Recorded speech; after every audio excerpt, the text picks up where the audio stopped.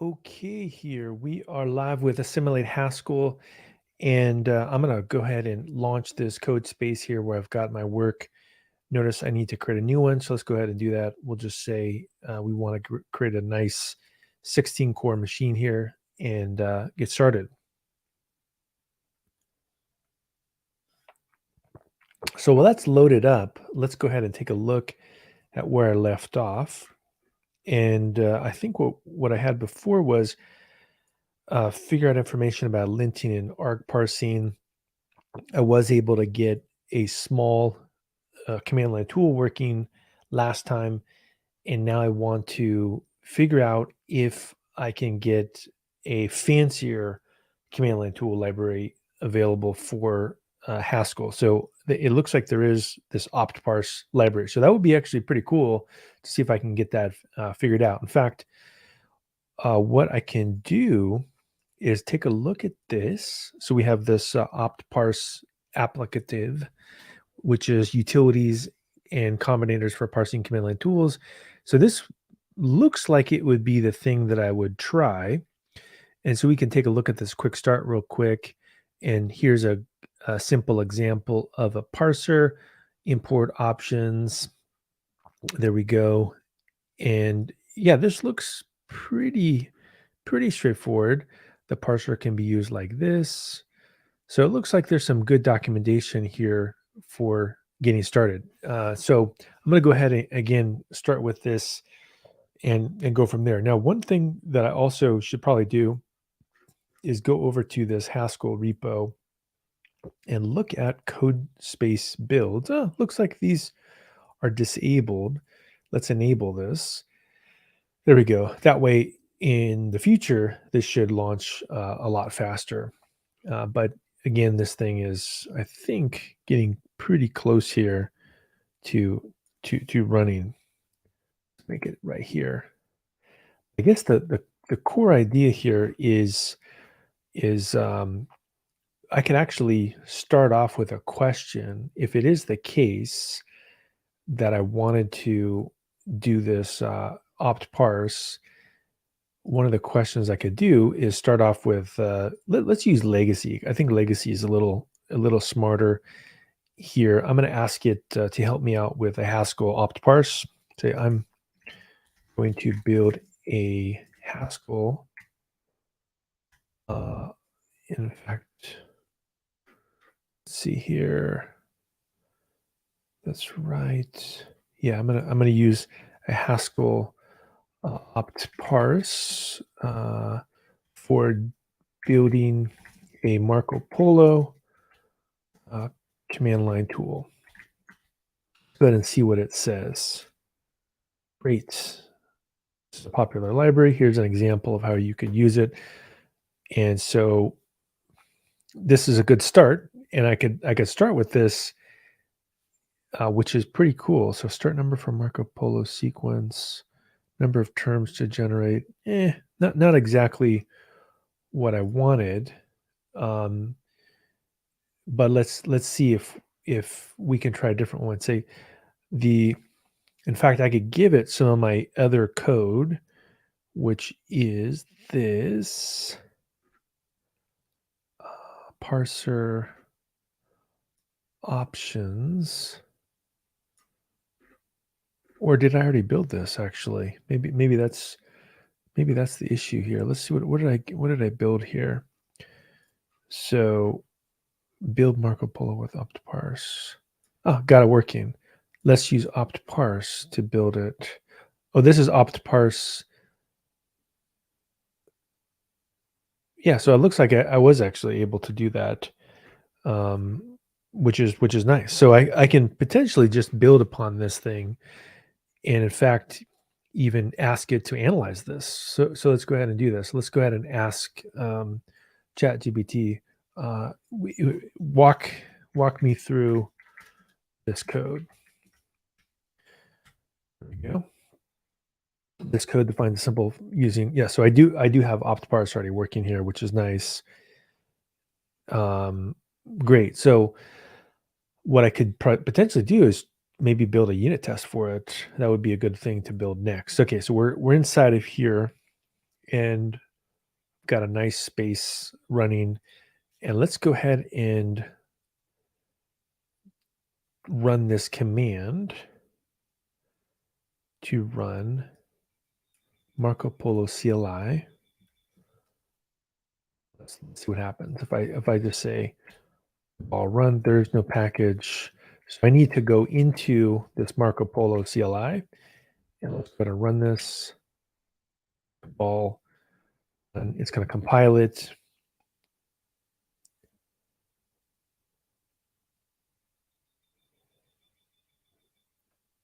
And again, we can take a look at this, which is this one. Let's do automatically. Okay, so it looks like we were able to get that working, although this is not. I see what the issue is. This is a hello world, but it's not actually Marco Polo. That's what we need to figure out, is we need to make this actually have smarter stuff here. So this is what I need to do, is I need to actually build out a Marco Polo function. So this is the sample, this is the main, but what I need to do is actually build out a function that returns back Polo here. So let's go ahead and let's just say, let's do this. We'll say build a Marco Polo function. And we can try this. We can say Marco IO string Polo. But in fact, let's see here. How do I do multi-line comments Haskell? Oh, curly brace. Definitely weird. Okay. Now I know. So let's go ahead and do this. So I'm going to say, take this out, and I'm going to put this in, and we can do this. Build a that takes a string, returns a string. If the name equals Marco, then it returns Polo. Otherwise, returns no plus the name passed in. Something like that. Okay, so we set that up. So now the question is, we're going to need to build out a Marco Polo. I think it's going to be like that, right? String, and it would be something like that. And we're going to say, if name Marco, then Polo, else no plus name. And then the return value, is that it? Well, that's pretty short amount of code to actually get this thing cooking. Let's look at the make file here too. So we've got, format, Cabal format. So let's do that next here. Let's say Cabal formats. Okay, I guess that's good. Now what is this? Oh, it wants camel case. Okay, so let's do that. Let's do camel case here. And okay. Well, we prints a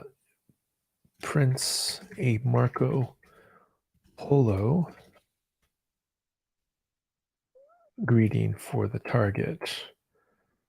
Hello. So we want to do this. We want to say the header, though. I don't actually know what that really means, but let's just leave it blank for now. Greet. And let's actually look at this. So options, info. No, we don't. We need, so I'm going to need a little bit of help building this. So we've got target for the greeting, long hello, long auto. So I think I need something like, actually, let's ask here. Let's just do this. And we can put the triple quotes here to see if I can get some better help from Copilot here. Let's see. So let's do that. And then let's do this. Whoops. Let's do, there you go. So this is a Marco Polo CLI. The contracts should look as follows. So it should look like this. Okay, help import. I could not find this, which is weird. Hello, quiet data sample. So we should probably gut this here. So hello is the string, deriving show. I have to look at the dot. Let's actually do two things at the same time. I'm going to say here is a function I have. And then let's say I want to convert to this. You can modify it to do as follows. Let's see what they tell me. Enthusiasm. Let Marco Polo.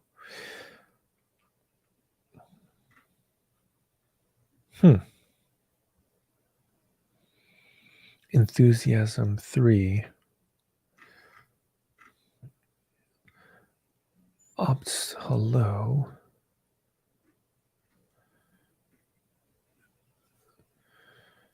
Int. Let's look again here. Oh, I see. Well, that is actually what I told it. But let's take that out because that's going to make things too complex, I think. Let's just take out enthusiasm. And I'm going to say I want to keep it simple. Let's say let's keep it simple and use this. Let's try that. What suggestions? Okay, here's a simplified version. There we go. Opt hello. So what are we have a long hello. You can now run it. Dash help. Hello. Oh, I see. That looks. So let's see if this looks a little bit cleaner than what I've got. Let's go ahead and take a look at mine. So we've got, yeah, this looks a little bit cleaner. And we can just say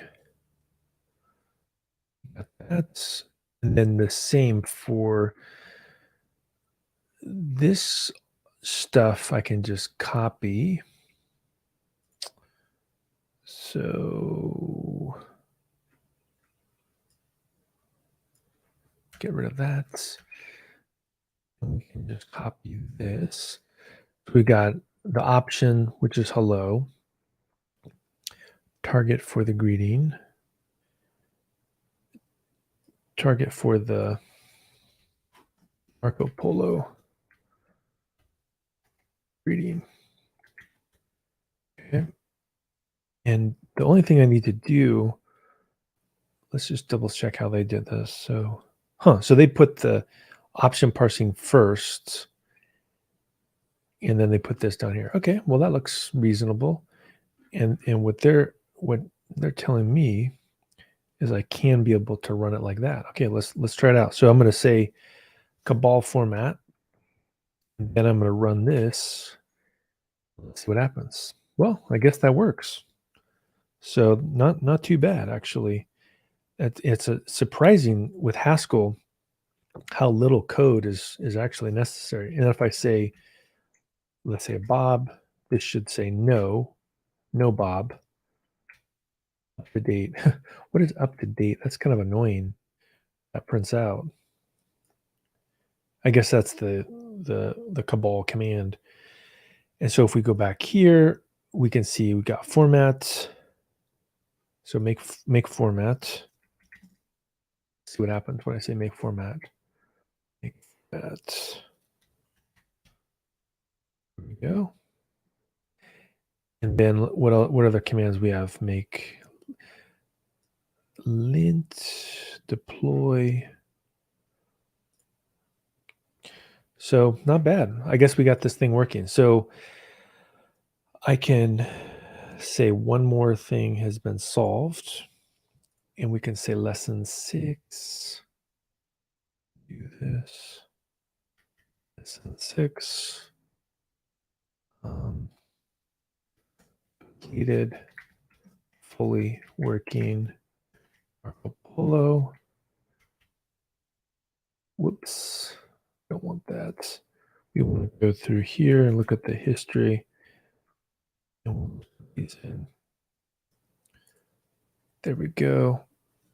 And then we can go to the other one. Marco. Perfect. Okay. And I can put in the code as well. Bash. So I can verify that we've got everything cooking here. So let's not too bad actually. A very, very tiny amount of code in order to get this thing actually working. Haskell.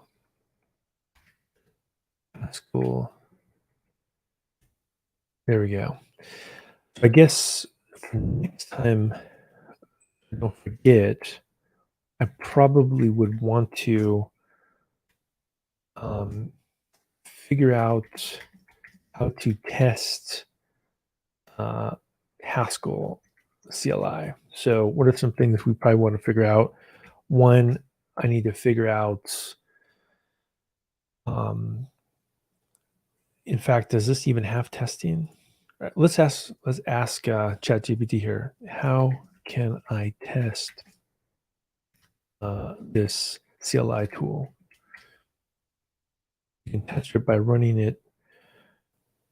Compile. You can also write automated tests. You can, okay, which automated tests? Actually, quick check is actually pretty sweet. I've heard about that. Let's take a look at this. Quick check. Automatic testing of Haskell. Ooh, that's really cool. So,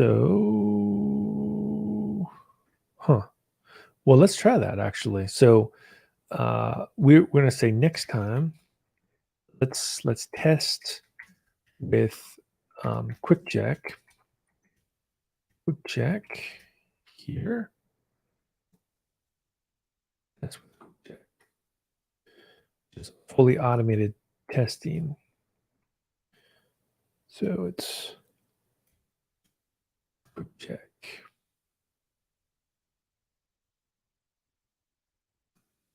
Right. Fully automated testing.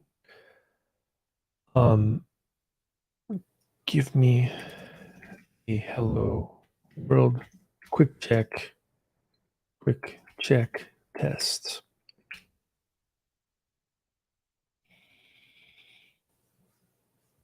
Import it.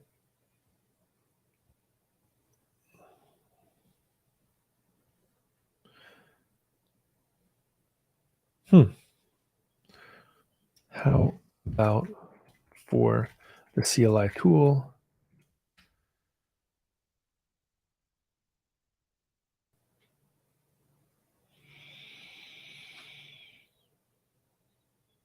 Okay. In this example, the main function.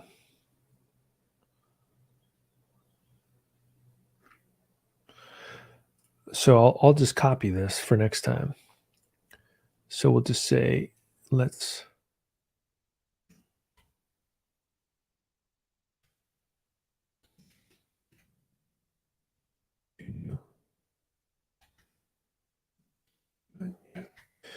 okay, so we need to do this. Right, let's do that. Okay, so we have a next step. Next time we get into this project. Yeah, quick check is pretty interesting because it can write automated testing. So let's go ahead and do git add here. Commit adding to do steps for next time. All right. I will hit that